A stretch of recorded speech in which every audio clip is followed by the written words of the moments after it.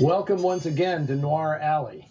Now, if I was thinking straight, I would have saved today's movie for the end of the year.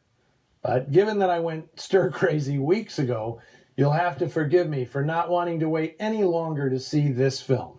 It's Three Strangers, released by Warner Brothers in 1946.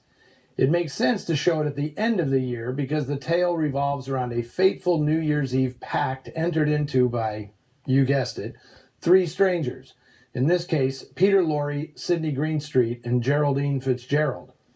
Now, this film doesn't show up on too many lists of classic noir, and I suspect that's because it has a supernatural vibe that for some people puts it outside the genre, like the movie I showed last New Year's Eve, Repeat Performance. But I don't really buy that. To me, the film sets up the notion of otherworldly intervention in human affairs, but it remains ambiguous about whether such things actually exist. This is not It's a Wonderful Life. What's featured here are human motivations typically found at the heart of noir tales: greed, deceit, desperation, chicanery, and in this case, madness. John Huston wrote the original story in 1936, well before he'd scored his first big success writing and directing The Maltese Falcon.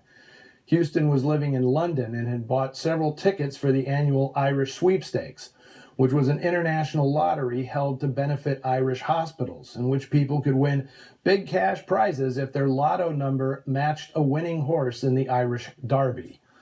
Huston imagined a story about a trio of ne'er-do-wells who go in together on a single ticket, believing good fortune will be granted to them by an exotic Asian idol, Kuan Yin. Warner Brothers bought the story, but never made the film. Until The Maltese Falcon was a big hit.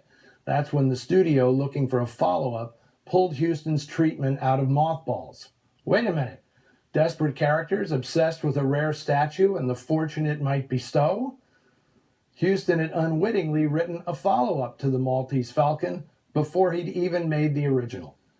The plan was to reunite Huston, Humphrey Bogart, Mary Astor, Sidney Greenstreet, and Peter Lorre. But as it turned out, Bogart wasn't available. He was still shooting The Big Sleep on other Warner sound stages. Nor was John Huston able to direct. He was on active military duty. But the studio came up with a creative solution. It gave Bogart's part, laconic wise guy Johnny West, to Peter Lorre. He played leads before in Germany as well as a Hollywood picture, 1943's The Mask of Demetrios. But this was the first time Lorre would be a romantic lead, with young Joan Loring as his love interest, the wonderfully named Icy Crane. Lorre was 41, Loring was 19. Before you tisk-tisk, when they fell in love, Humphrey Bogart was 45 and Lauren Bacall was 19.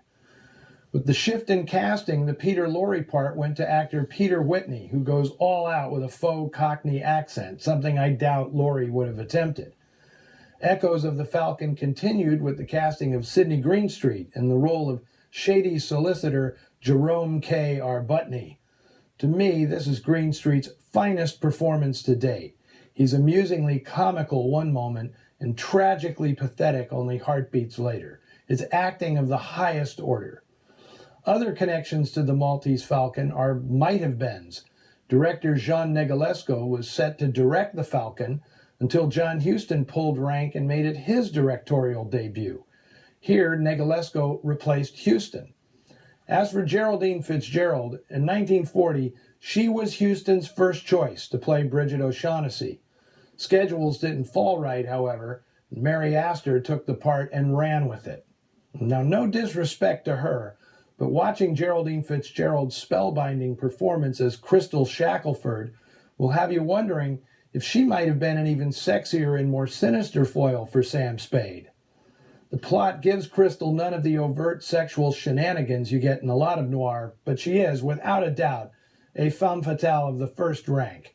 Gorgeous, stylish, devious, and completely unhinged. Three Strangers has an unusual structure, bringing its mismatched trio together on a fateful night, then following their separate stories over the course of many months, building to an inevitable reunion. It's three character studies, really, linked by either fate or chance. You get to decide. It's set in London in 1938, and when I said it starts on New Year's Eve, let me be precise. It starts on January 31st, 1938, eve of Chinese New Year, when legend has it that Kuan Yin, the goddess of fate and destiny, will grant the wishes of those who open their hearts to her and are pure of faith and spirit.